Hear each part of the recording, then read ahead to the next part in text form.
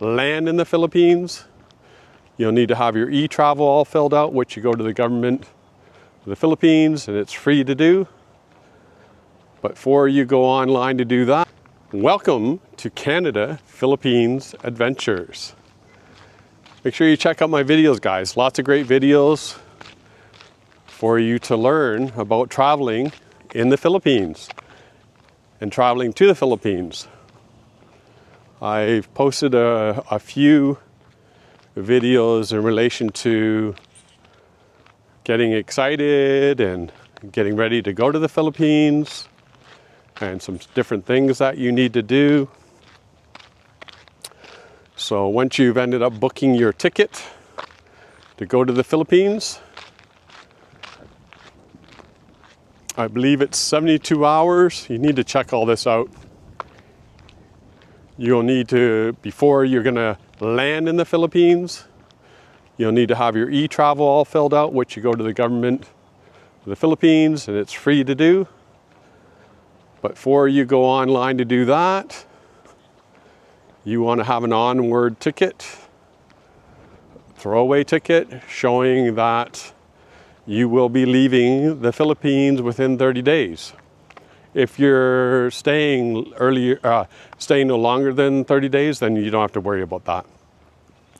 But if you're staying past 30 days, you will need to have an Onward Ticket, showing them that you are leaving the Philippines prior to that 30-day visa-free that the Philippines gives to expats and foreigners.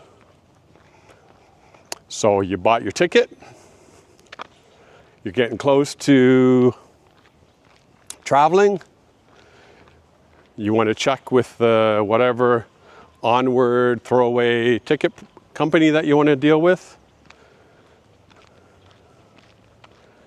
You want to pay for that. Then you'll go online to do your e-travel. And the reason why you do it in those steps is because on the e-travel, they're going to ask for their date of arrival and the date of the departure and your flight number and all that information in there. So make sure you do it that way. Also make sure that you take screenshots, print out a hard copy, put it in a folder, have all that information in your folder for travel, just in case something happens. Also do a folder in your phone and conveniently put all that in your phone, so it makes it a lot easier if you're asked any of those questions. A lot of times when you are traveling, they don't actually ask for that. I noticed last time when I ended up booking my flight, it automatically had me go into the e-travel. But I didn't go into the e-travel yet because I didn't have my Onward Ticket. So you can end up purchasing when you go and purchase your ticket, there's two ways of when you're going to fly to the Philippines. You can get a return ticket, or you can just buy a one-way ticket. Now, if you buy a one-way ticket, you're rolling the dice of purchasing another ticket while you're there. So, if you don't know when you're coming back, what you're going to do, that would be your better choice. But for me, I purchase a return ticket at the same time. That way it's all completed. And all I'm showing them is my first flight ticket. They don't ask to see that other ticket. They don't know about it. It's none of their business. I'm traveling all over the place. I could be going to Taiwan, Vietnam, wherever. But that's my flight going back to my destination. Okay, so make sure when you do that, I'll go back over again, that once you get close to your travel date, ensure that you purchase your Onward throwaway ticket. And then once you've purchased that, go on to the Rival, etravel, eRival, whatever, they keep changing the stuff. And fill out all the requirement information and you'll be good to go. And make sure that your passport is up to date and that you have lots of time still left on it. So you have the date when you ended up having it done and the expiry date. Also, make sure you check your passport.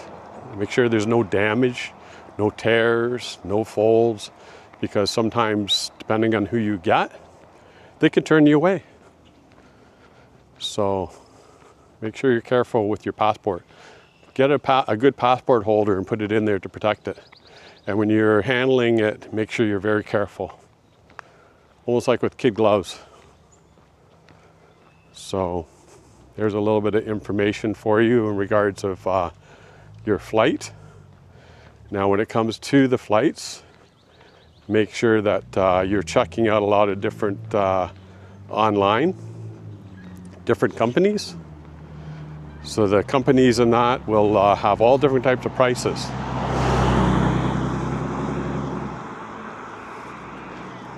They'll have different prices in that, and depending on where you're going to be flying from is going to depend on that price, but also make sure you do comparisons. You're going to have a few windows open from different companies and do some comparison, but also write down so that you're comparing properly, because it can get confusing very easily. For me, flight time is important to me. I want the shortest flight time possible. So that's what's very important to me. So when I'm normally flying, it's 20 to 21 hours flying from Toronto Pearson to my destination. Not to Manila or to Cebu, but to my final destination. That's key and very important.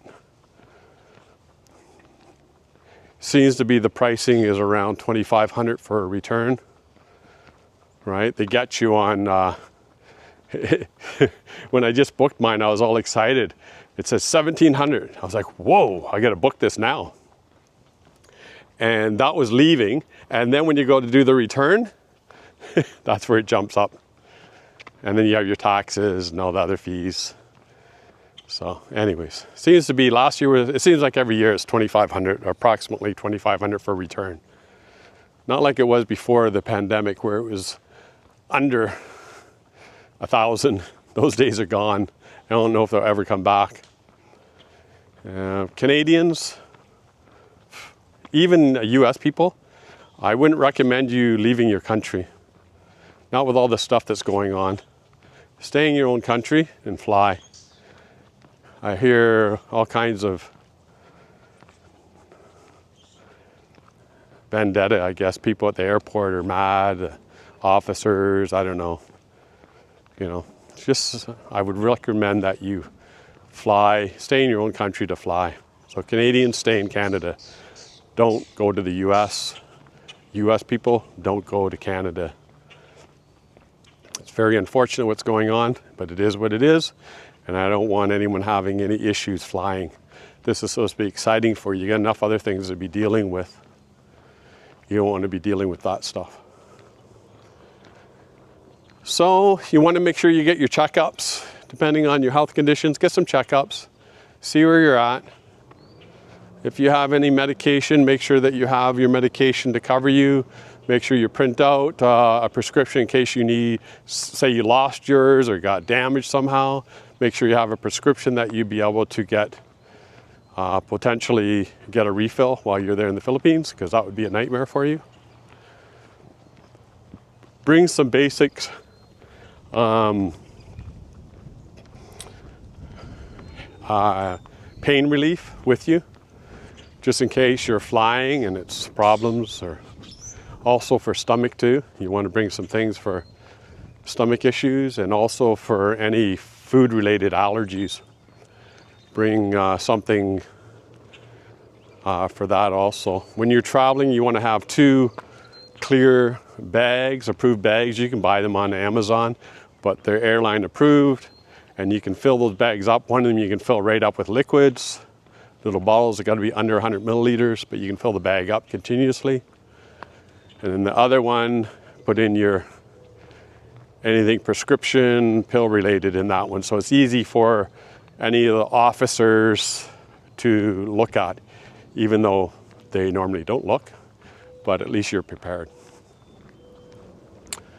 Flying depends on what you want to spend. You can get first class. You're going to be spending $65,000 to $7,000 for first class, so it's not cheap. When you buy the other options, before you fly, they'll keep sending you emails of upgrading, and you can take a chance of upgrading. Now it's up to you, depending on how you feel. Bring some currency. I don't hear many people talk about this. I'd recommend you go to your bank and get some pesos. I don't hear anyone talking about this on the YouTube at all, period. I've never heard anyone mention it. So they likely won't have it there. You have to place an order. So go in. What you want to end up getting is some, say, 520s. These are bills, not coins. If you can get that, if not, get the coins. So 20 pesos, get 50 pesos, get 100 peso bills. You can get 500 peso bills and some 100s and some 1000s. Just remember, in the Philippines, the way it works, not all the time, but a lot of areas, that they don't have change. They say they don't have change to foreigners. So if you have close to what it is, then you're not going to lose out too badly. If you're arriving into Manila, once you've flown, if you're flying in Manila, you're going to have to leave that international airport, and you're going to go downstairs, and you're going to be leaving to catch a bus, which is free, out the front. It's very obvious. You watch my videos, you'll see that. And then you go to the domestic terminal. Now make sure that you get off the right terminal, because there's a few different terminals at the domestic. You want to check to make sure which terminal you're going to. And then when you get off of the bus, go in, you're going to have to check in again. So you have to go through the process of going through the whole check-in again. And wherever you're going, once you get through security, which is very simple, it's very quick, you're going to be right into the area where it's all the different flights. And you'll see a board right there. So just look at the board, marry up where you're going in the flight, and then it'll give you the gate number where you got to go. So it's pretty simple. Once you've landed, so for example, I'll give you experience on landing in Dumaguete. They've changed the rules a little bit now in regards to the trikes, but they will try to take advantage of you. So for example, if you're going from Dumaguete Airport and you're going to, say, down to Rizzo Boulevard to the Brick Hotel or Guest House, any of those places along there, you shouldn't be paying any more than 200 pesos. And so many people are paying 500 and more. So where I was living in Dumaguete, I was living close to Port Royal, the water park, and it was $250 to get to there. And they would still try to nail me for 300, 350, 400, 500, all over the place. No consistency. Depends on the person. Doesn't seem to be any guidelines. Cebu, that was a bit of a nightmare when I landed in Cebu, flying into Cebu, going to the Hop-In hotel, which is only 20 minutes away. First one was like 150 pesos, and then another guy wanted 300, another guy wanted a special rate, 500. You're going to a special place. So again, the prices are all over the place. If you have Grab, you can grab while you're in Cebu. So that's an app that you can use, but just make sure it's set up properly. So that's a very good option. Cebu is a lot nicer airport, but for me, I can't fly in there with the times. I can't get the 21 hour flight time. The flight time is like over 30 hours. I just won't do it. Make sure to subscribe, share, like, and watch my videos. Bye for now. Good morning, guys.